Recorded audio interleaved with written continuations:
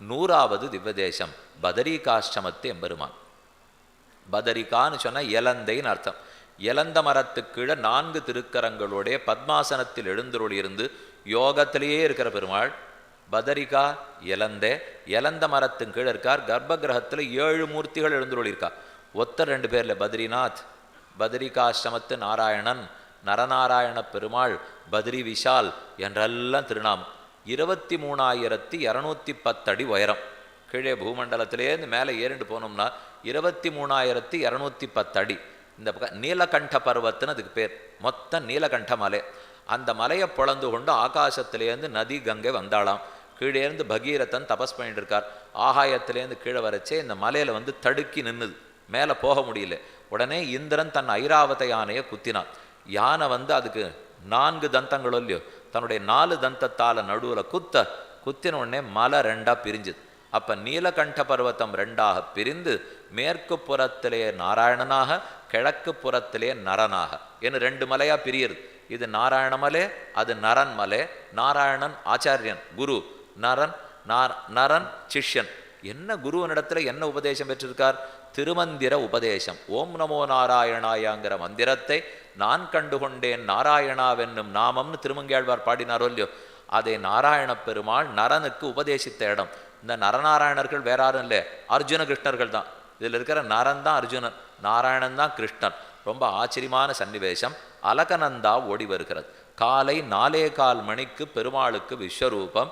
நடுவா பெருமாள் எழுந்துள்ளிருக்கார். கீழேந்து நம்ம போகிறச்சே ஒரு இரும்பு பாலம் வரும். இப்போ சொன்னேன்னு இல்லையா, பாண்டுகேஸ்வர் தாண்டணும், ஹனுமான் சட்டி தாண்டணும், தாண்டி பத்ரிகாஷ்டம் போகிறச்சே ஒரு இரும்பு பாலம். தடான்னு வண்டி போகும். நம்ம போகிற வண்டி இங்கேருந்து தில்லி போகிற வரைக்கும்லாம் 40 பேர் உட்காந்து போகலாம். ஆனால் அதுக்கப்புறம் 27 பேர் மட்டும்தான் ஒரு வண்டியில் போக முடியும். சின்ன வண்டியில் தான் போக முடியும். ஏன்னா அதுக்கு பெரிய வண்டியாக இருந்ததுன்னா போகும், அது பாதையில் போகாது, கொஞ்சம் வெளியில் போகுமோ. அதனால தான் அந்த சின்ன வண்டியிலே போயிட்டு இருக்கா. அங்கே போகிறச்சே இந்த இரும்பு பாலத்தில் தடதடான்னு சத்தம் போடும். அப்படின்னு தாப்பனார் சொல்லுவார், பத்ரிகாஷ்டம பெருமாளை சேவிக்க போடுவோன்னு அவா மனசு சத்தம் போடுறது. இது இரும்பு பாலம் சத்தம் போடலை. இப்போ மனசு ஆர்ப்பரிக்குமோ இல்லையோ. போனோம் திருராத்திரம் உஷித்வா, 3 ராத்திரியாவது பத்ரியில் இருக்கணும். முதல் நாள் போகிறச்சு அந்த சத்திய சங்கல்பத்தோடு தான் போவோம். 3 நாள் கண்டிப்பாக இருக்கணும், இருந்து சேவிச்சுக்கோன்ட்டு போன வேகத்தில் கிடுகிடுன்னு முதல்ல பெருமாள் போய் சேவிப்பார். ராத்திரி வரும் ஒரு 7-7:30 ஆகரிச்சே வம்ப ஆரம்பிக்கும். அது வரைக்கும் கூட ஓரளவு சமாளிச்சிடும். 7:30 மணி ஆச்சுன்னா குளிர் அப்படியே நடுக்கிறதுக்கு ஆரம்பிக்கும். ஒன்றும் பழக்கம் கிடையாது நமக்கு, சொகுசு வாழ்க்கையே வாழ்ந்துட்டோம். கொஞ்சம் பொறுத்துன்னு தான் பார்ப்போமேன்னு தோணாது. உடனே யாத்திரை கொண்டு போகிறாள், ராத்திரியை வேணால் கதவை திறப்பாள கேளுமே, இப்போவே வேணால் கீழே போயிடலாமான்னு. வரச்சே சுவாமி 3 நாள் ராத்திரி தங்கணும்னு சொன்னீர். என்ன 3 நாள் ராத்திரி தங்கணும், ஆனால் திரும்பி போனோமே, அந்த பயத்தில் தான் நாங்கள் வேணால் இப்போவே கிளம்பிடுறாமா சொல்லிவிடுவோம்னா. ரொம்ப ஆச்சரியமான சன்னிவேசத்தில் அலகநந்தா நதிக்கரையில் எழுந்துள்ளிருக்கிறார். நாம் காலங்கார்த்தால் அலகநந்தால தீர்த்தமானோம். நம்ம வீட்டிலேயே காலங்கார்த்தால தெரியாது. நீர் என்னமோ அலகநந்தால தீர்த்தமான இறங்க முடியுமானால் இறங்க முடியாது, புரோக்ஷிச்சுக்கிறதுக்கு தான் முடியும். அதுக்குன்னு பெருமாள் இயற்கையில் ஒரு ஏற்பாடு பண்ணி வச்சிருக்கார். தப்த குண்டம்னு பேர். தப்த குண்டம்னா வெந்நீர் ஊற்று. அதுலேருந்து கீழேந்து வெந்நீர் ஊற்று வந்துருக்கு, நாம் போய் அதில் தீர்த்தமாடலாம். ஆனால் சடக்குன்னு எழுதுங்கிறாங்க, வெளி முழுக்க குளிராக இருக்குது, அது கொதிப்பாக இருக்கும். மாறினோம்னா நம்ம உடம்பு அதை ஏற்றுக்காது, சட்டுன்னு மயக்கம் போட்டு விழுந்துருவோம். அதனால் மெதுவாக காலை வச்சுட்டு கை கால் எல்லாத்தையும் அதில் நனைச்சுன்னுட்டு கொஞ்சம் தீர்த்தத்தை எடுத்து வாயில் போட்டு தலையில் கொட்டிட்டு உடம்பு அதுக்கு முதல்ல பழக்கிக்கணும். பழக்கிட்டு உள்ளே இறங்கினா நல்லாயிருக்கும். இந்த தப்த குண்டத்துக்கு பக்கத்தில் தான் நாரத சிலான்னு இருக்குது. இந்த சிலைக்குள்ளே தான் இந்த பத்ரிகாஷ்டமத்து பெருமாளே இருந்தார். ஆதிசங்கர பகவத்பாதர் வரும்போது பல முறை மூழ்கி தேடி இந்த சிலையிலேருந்து வெளியில் எடுத்துன்னு வந்து தான் பிரதிஷ்டை பண்ணி இருக்கிறார் என்பது அங்கே இருக்கிற ரொம்ப முக்கியமான செய்தி. நல்ல தப்த குண்டத்தில் தீர்த்தமானோம், நிஜமாக நன்னா இருக்கும். அந்த குளிரில் அதில் குளிச்சானா நன்னா இருக்கும். அது நம்ம ஊரில் வெயில் காயின் இருக்குச்சே, வெந்நீரில் குளிச்சா அப்படி இருக்கும். இப்போ தப்த குண்டத்தில் தீர்த்தமாட்டு அங்கேயும் போய்ட்டு நம்ம எங்கே தங்கியிருக்கமோ அங்கே வெந்நீர் போட்டு கொடுப்பா, அதில் குளிக்காதீர்கள், அது பிரயோஜனமே இல்லை. அதுக்காக இங்கேயே அவ்வளோ தூரம் போயிருக்க வேண்டாம். அலகநந்தால குளிக்கணும், முடியலன்னா போனால் போகிறது தப்த குண்டத்தில் குளிக்கணும். குளிச்சுட்டு பத்ரி விஷால் பெருமாளை கார்த்தாலே 4:15 மணிக்கு சேவிக்கிறதுக்கு போய்டுறோம். ஸ்வயம் வியக்த க்ஷேத்திரம். நம்பூதிரிகள் கேரளத்திலேருந்து சென்று அவர்கள் தான் ஆராதனம். காலங்கார்த்தால திருமஞ்சனம் எல்லாத்தையும் பெருமாளுக்கு களைஞ்சிடுவார். அந்த சமயம் மட்டும் நம்பூதிரி விளக்குவார். இந்த பெருமாள் ஆறு இருக்கார், நாரதர் எங்கே இருக்கார், உத்தவர் எங்கே இருக்கார், குபேரர் எங்கே இருக்கார், நரநாராயணன் எங்கே இருக்கார், அவாவா எப்பப்படி திருமுகலம் வச்சுருக்கான்னா அப்போ தான் அவர் விளக்குவார். மற்ற சமயத்துக்கு போனால் கூட்டம் அதிகமாக இருக்கும். அந்த காலங்கார்த்தாலே போகணும். ஆனால் அதுதான் பெரிய ஆபத்து. இந்த காலங்கார்த்தால் போனோம்னா குளிச்சுட்டு போய் நிற்கணும் இல்லையோ, அதுக்குள்ளே தான் உடம்பே நடுங்கும். ஆனால் ஒரு 7 மணி ஆறதுக்குள்ளே கொஞ்சம் சரியாக போகிறதுக்கு ஆரம்பிச்சிடும். அதுக்குள்ளே நம்ம கொஞ்சம் பல்ல இழுத்து பிடிச்சிருந்து கார்த்தால் அந்த விஸ்வரூபத்தை சேவிச்சுடணும், திருமஞ்சனத்தை சேவிக்கணும்னு மனசில் உறுதி வச்சுருந்தா தான் போக முடியும். அதனாலே யாத்திரை பண்ணுறதுங்கிறதே ஒரு ஆச்சரியமான ஆனந்தமான அனுபவம். நிறைய ஒத்த கருத்துடையவர்கள் சேர்ந்து போயிட்டு வந்தோம்னா அதுவும் அங்கே இருக்கிற விஷயத்தை தெரிஞ்சுக்கணும். வெறும போனோம் வந்தோம்னுட்டா காசு தான் செலவுப்போம். எதுக்காக போயிருக்கோம், என்ன இருக்குன்னு தெரிஞ்சுட்டு போகணுமோ இல்லையோ பார்ப்போம். நீலகண்ட பர்வதம் பிரிந்து நரநாராயண பெருமாளா 2ஆ சேவை சாதிக்கிறார். நடுவே பத்ரி நாராயணன் பத்ரி விஷால் பெருமாள், சங்க சக்கரத்தோடே சதுர்புஜங்களோடே கிழக்கு நோக்கி அமர்ந்த திருக்கோலம், தப்த குண்டத்திலிருந்து எழுந்துருள பண்ணப்பட்டு வந்த மூர்த்தி. உள்ள யாரெல்லாம் இருக்கா தெரியுமோ, நடுவில் பெருமாள் இருக்கார். ஓர் புறத்தில் கருடனுக்கு தனி சன்னதி, கர்ப்பகிரகத்தில் இல்லை வெளியில், கர்ப்பகிரகத்துக்கு வெளியில் கருடாழ்வாருக்கு சன்னதி. சாலக்கிராமமே திருமேனியே சாலக்கிராம பெருமாள், பத்ரிநாத பெருமாள் மொத்த திருமேனியே சாலக்கிராம பெருமாள். வலது பக்கத்தில் குபேரன் எழுந்துருள் இருக்கிறார், அவரை தள்ளி கருடன் உள்ளார். இடது பக்கத்தில் நாரதர், அவரை தாண்டி உத்தவர் இருக்கிறார். அப்போ 4 1 5 பேர் ஆச்சுப்போ. அதாவது குபேரன், கருடன், நாரதர், உத்தவர், பத்ரி நாராயணன், இந்த 5 பேரை தவிர நரநாராயண பெருமாள் 2 பேரை சேர்த்தினா மொத்தம் 7 பேர். இந்த 7 பேரும் தான் இந்த சன்னிதானத்துக்குள்ளே எழுந்துருள் இருக்கா. பெருமாளை சேவித்து கொண்டு வெளியில் வந்தோம்னா சற்றே மேலே போனால் பிரம்ம கபாலம், அங்கே தான் நாம் பிண்டப்பிரதானம் பண்ண வேண்டும். கயைக்கு போய் பால்குனி நதிக்கரையில் ஸ்ராத்தம் பண்ணிட்டு அங்கிருந்து நேராக பத்ரிகாசிரமத்துக்கு போய், இதுதான் சிவபெருமான் கையில் இருந்த மண்டவோடு உடஞ்சி சுக்கலா போச்சு இல்லையோ, படையடர்த்த மடவண்ணம் பிரியாது மலர்க்கமலம் மடலெடுத்து மதுநுகரும் வயலுடுத்த திருநறையூர் முடையடர்த்த சிரமேந்தி மூவலுகும் பரிதிருவோன் இடர்கெடுத்த திருவாளன் இணையடியே அடனெஞ்சேன்னு திருமங்கையாழ்வார் பாசுரம். தத்ர நாராயண ஸ்ரீமான் மயாபிக்ஷாம் பிரயாச்சிதா விஷ்ணு பிரசாதாது சுஸ்ரூணின்னு மாத்ய புராணத்தில் ஸ்லோகம். சிவபெருமான் போய் பிரார்த்திக்க தன் மார்பில் இருக்கிற வியர்வ நீரை எடுத்து பெருமாள் தெரித்தார், கையில் இருக்கிற பிரம்மகபாலம் உடஞ்சிது. அந்த உடஞ்ச பகுதி தான் அங்கே இருக்குது.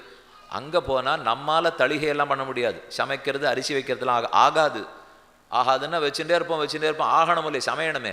அதனால் கோவிலில் இருந்தே நமக்கு பிண்டத்துக்காக அரிசி கொடுத்துருவா. அவளே சமைத்து ஒரு சொம்பு, ஒரு பித்தளை சொம்பாட்டம் வச்சுருக்கா, அந்த சொம்பில் கொடுத்துருவா. ஆனால் அதை எடுத்துன்னு வந்து கையில் பிடிக்கணும் பாருங்க, அப்போ தான் சவாலே இருக்குது. கை பிடிக்கவே வராது, அதை உருண்டையாக பிடிச்சான்னு வைக்கணும். இப்போ அப்போ பண்ண வரணும் இல்லையா, பண்ண வந்தால் பிடிச்சி வைக்கலாம். ஒரு சுவாமி திடீர்னு சொன்னார், சுவாமி ஸ்ராத்தம் எங்கள் அப்பாவுக்கா எனக்கா?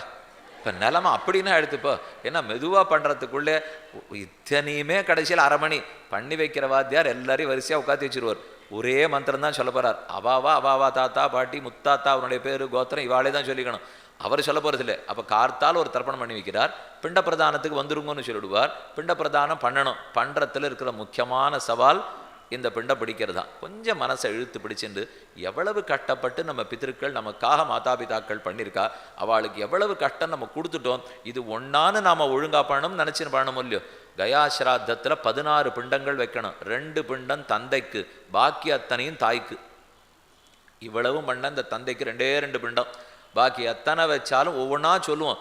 இந்த குழந்தை கர்ப்பத்தில் உருவாரத்துக்கு பட்டப்பாடு, கர்ப்பத்தில் இருக்கிறச்சே உதச்சி பட்டப்பாடு, அவன் நகரலேனா பட்டப்பாடு, பிறக்கரிச்சே வாத பித்த ஸ்லேஷம் அதுக்காக பட்டப்பாடு, அதுக்கப்புறம் உடம்பு சரியில்லைன்னச்சே இவ தூக்கின்னு போய் பட்டது, அவன் வெய்யச்சே இவ பட்டது, என்னென்ன உண்டோ.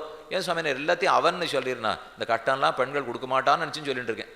அதனால தான் இந்த கட்டத்தை எல்லாம் ஆணே கொடுக்குறதாவே வச்சுப்போமே. எதுக்கு இப்போ அவள்னு வேற சொல்லணுமா? அப்போ எந்த தாய்க்கும் பெண்ணு கட்டம் கொடுக்க மாட்டான்னே வச்சுப்போமே, ஆண் குழந்தையே கட்டம் கொடுக்குறதாகவும் வச்சுப்போம். அப்போ அந்த பட்ட கட்டத்துக்கெல்லாம் இவன் பிண்டம் கொடுத்தாகணும் இல்லையோ. மந்திரம் சொல்லுவா, கயாசிராதம் மன்றத்துக்கு போகிறச்சே ஒவ்வொரு பிண்டம் வைக்கச்சே மந்திரம், இதுக்கு நான் உனக்கு கொடுத்த குற்றத்துக்காக என்னை க்ஷமிச்சுக்கோ தாயே, இந்த பிண்டம் கொடுக்குறேன், இந்த கட்டம் கொடுக்கறதுக்காக உனக்கு இந்த பிண்டம் கொடுக்குறேன்னு இந்த பிள்ளை சொல்லணும். சொல்லி அப்புறம் தெரிஞ்சவா தெரியாதவா உற்றார் உறவினர் மொத்த பேருக்கு அங்கே கொடுத்துட்டு பிரம்மகபாலத்தில் நம்ம நினச்சிக்கணும், நாம் படுறோமேன்னு அப்போ நினச்சிக்கூடாது. எத்தனை பித்திருக்கள் நமக்காக இந்த பித்ருலோகத்திலேருந்து இருக்கா, ரொம்ப அனுகிரகசீதலர்கள் பித்ரு தேவதைகள்னு இருக்காளே. ஆசை இருந்தால் நம்ம சந்ததியர் இடத்துல ரொம்ப அனுகிரகத்தோடு இருப்பா. பெருமான் கூட அவ்வளோ செய்வரோ, அவர் ஆள் வச்சுட்டார், பித்திருக்களை பார்த்து நீங்கள் அனுகிரகிக்கும். ஆகவே ஸ்ராத்தமாக இருக்கட்டும், தர்ப்பணமாக இருக்கட்டும், அதுக்கு இருக்கிற உபவாசமாக இருக்கட்டும், குறையே வைக்கக்கூடாது. நம்ம சந்ததியினர் நன்னா இருக்கணும்னு சொன்னால் இதை சரியாக பண்ணுறது தான் சாஸ்திரம் சம்மதிச்சிருக்கிறது.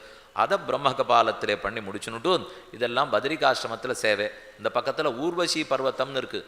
ஊர்வசி அந்த பர்வத்தம் தொடையிலேருந்து ஏற்பட்டபடியால் தான் அவளுக்கு ஊர்வசின்னு பேர் வந்தது. அங்கே சஹசிர கவச்சாசுரன்னு ஒருத்தன் இருந்தான். அவன் நிறையா கவச்சம் போட்டுண்டு ஒத்தராலையும் அழிக்க முடியாத இருந்தான். நரனும் நாராயண பெருமாளும் ரெண்டு பேரும் ஒத்தருக்கொத்தர் தபஸ் பண்ணி, இவர் தபஸ் பண்ணச்சே அவர் சண்டை போடுவாரான், இவர் சண்டை போடச்சே அவர் தபஸ் பண்ணுவாரான். அதை போல் அந்த அசுரனை அழித்த இடம்னு சொல்கிறார்கள். பத்ரி நாராயண பெருமானுக்காக 20 பாசுரங்கள் திருமங்கை ஆழ்வார் பாடியிருக்கிறார்.